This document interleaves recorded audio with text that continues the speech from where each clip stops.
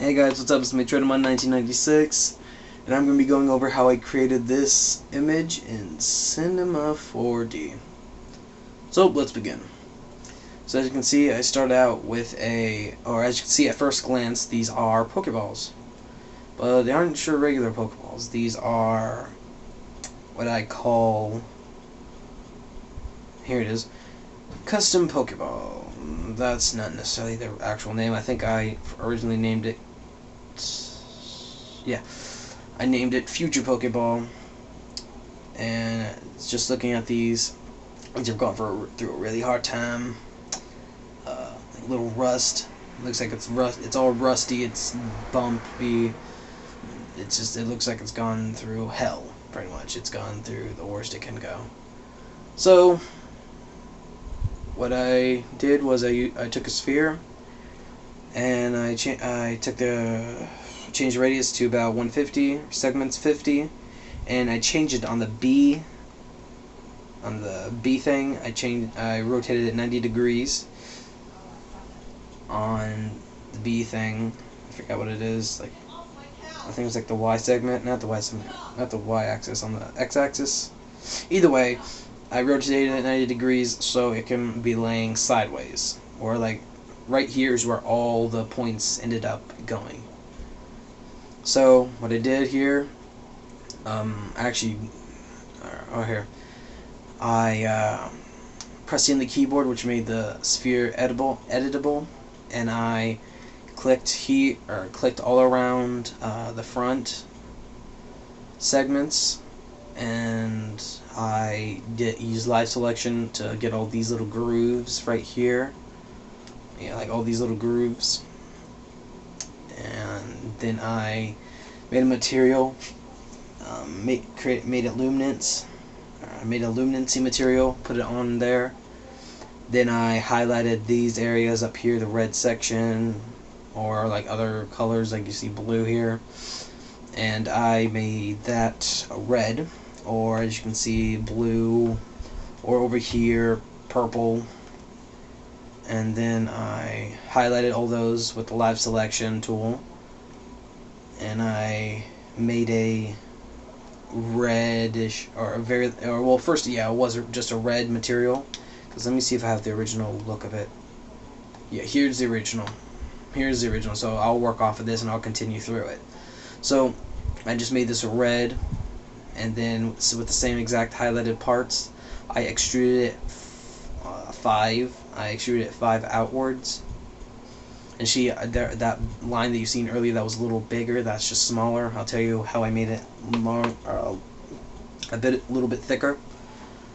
So then, after doing that, it's already extruded out. It has the colors in it. I took 2 cylinders. First I took 1 cylinder, rotated it 90 degrees, brought it out here, and I kept it there.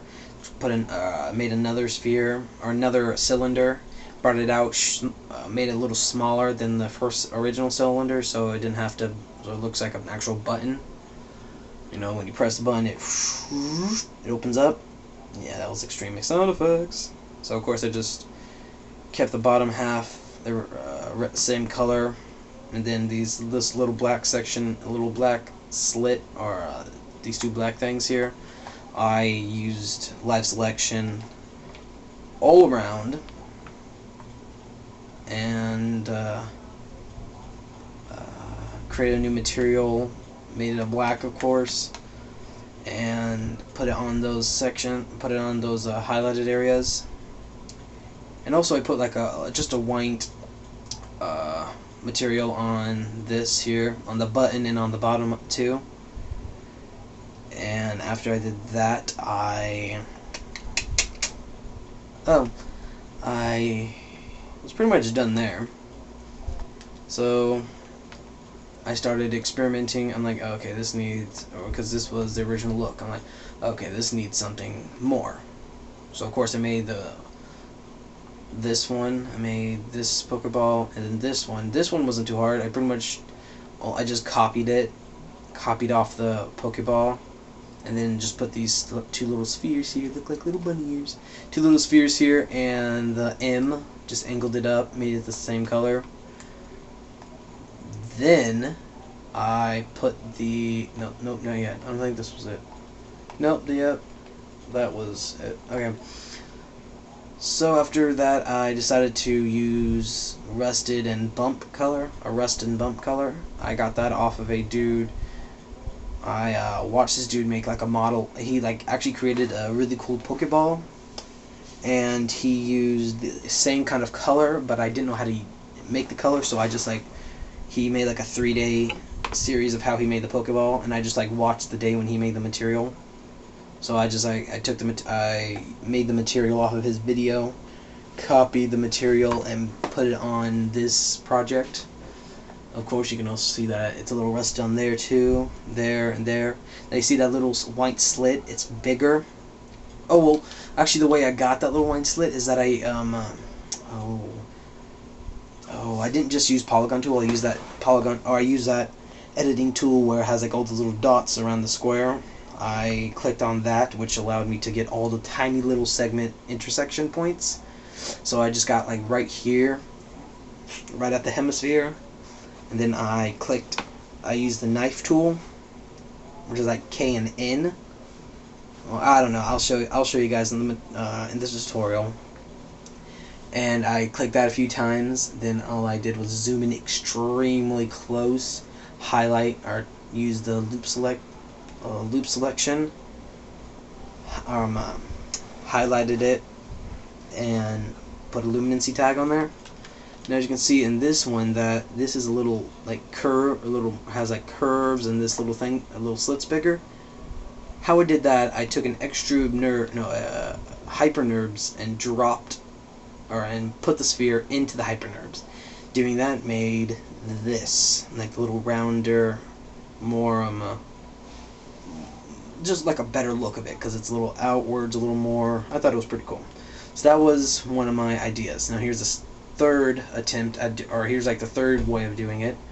Of course, I changed the cylinders. I moved them back a little so you can see like a little white line.